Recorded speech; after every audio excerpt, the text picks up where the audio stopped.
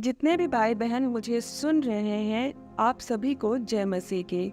अगर आप सचमुच में ये जानना चाहते हैं कि आप किस तरीके से प्रार्थना करें कि आपकी प्रार्थनाएं सुनी जाए और पूरी भी हो, तो आपको ऐसी प्रार्थना करने के लिए एक बच्चे की तरह प्रार्थना करनी पड़ेगी। एक बच्चा जैसे प्रार्थना करता है या कोई चीज़ों को मांगता है, आपको बिल्कुल उसी तरह से अपने परमेश्वर से मांगना पड़ेगा। आपने देखा होगा एक बच्चा सड़क पर बैठ जाता है कोई चीज़ों के लिए कि मुझे ये चीज़ दिलाओ तभी मैं घर पर जाऊंगा, वो जिद करने लगता है या फिर कभी कभी रोता रहता है या कई बार रिपीटेडली उन चीज़ों को बोला करता है कि मुझे दो तभी मैं आगे जाऊंगा, घर पर जाऊंगा, नहीं तो नहीं जाऊंगा, मुझे दो प्लीज़ दो, ऐसे कई बार बोलता है।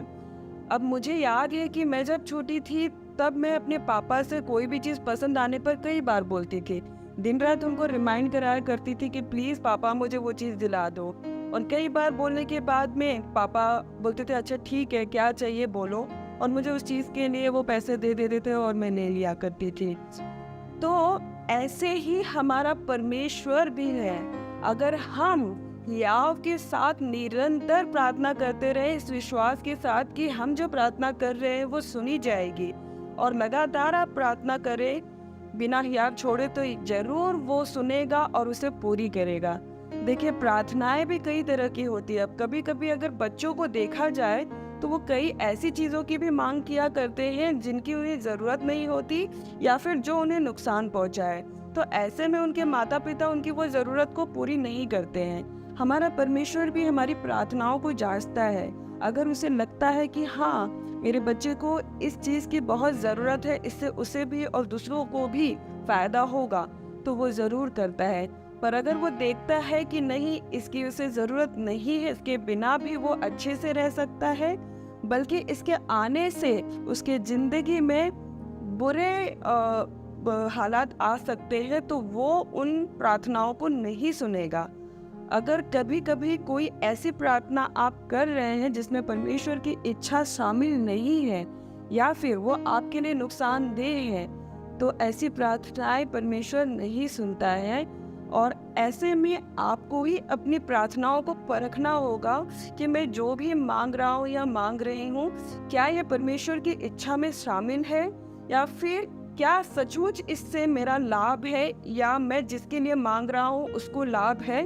अगर आप किसी के हानि के लिए सोचकर प्रार्थना करें या फिर ऐसे प्रार्थना करें जिससे आपकी ही हानि होगी ना, तो वो परमेश्वर कभी नहीं सुनेगा, क्योंकि वो कभी नहीं चाहेगा कि आप या आपके कारण कोई दूसरा मुसीबत में पड़े।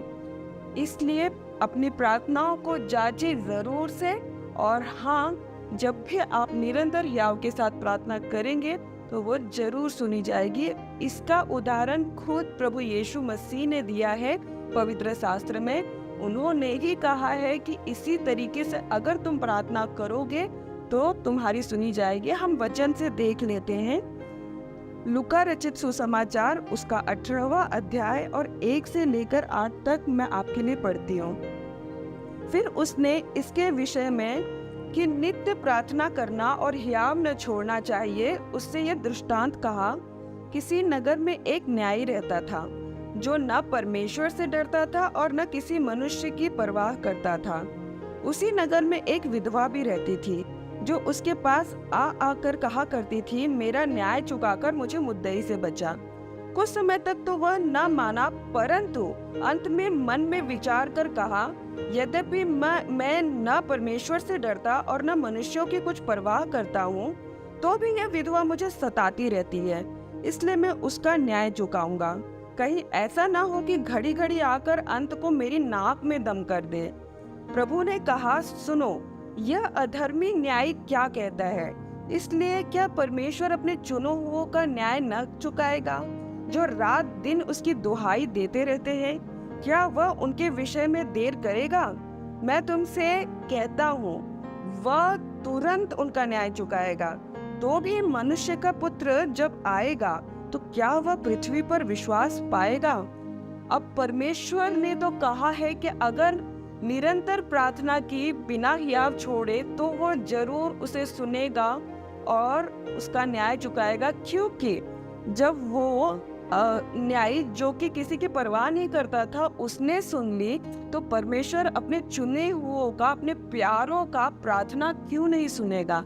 लेकिन फिर भी पृथ्वी पर के लोगों में क्या वो आने पर वो विश्वास पाएगा, यानी कि क्या वो विश्वास के साथ प्रार्थना करते हैं कि हाँ, जो कुछ हम मांग रहे हैं प्रार्थना में वो हमारा परमेश्वर हमें देगा। क्योंकि कई बार ऐसा होता है कि प्रार्थना हम करते तो ज़रूर है, पर जैसे ही हम प्रार्थना करके उठते हैं वैसे ही हमारे मन के अंदर ये शंका पैदा होती है कि क्या ये प्रार्थना पूरी होगी। तो शंका पैदा होना ये एक ऐसी बात है जो परमेश्वर पर अविश्वास को दिखाती है। तो जो आप प्रार्थना कर रहे हैं उस पर विश्वास भी करें कि परमेश्वर उसे ज़रूर पूरी करेगा। अब हम बच्चों की तरह रास्ते पर बैठ तो नहीं सकते हैं, परंतु दिन रात हम परमेश्वर के सामने प्रार्थनाओं के द्वारा दुहाई दे सकते हैं कि हे परमेश्वर, हमारी इस प्रार्थना पर कान लगा और उसे पूरी कर। मैं आशा करती हूँ आप इन वचनों के द्वारा ज़रूर आशीषित हुए हैं। परमेश्वर आपको सदा आनंदित रखे। जय मसीह की।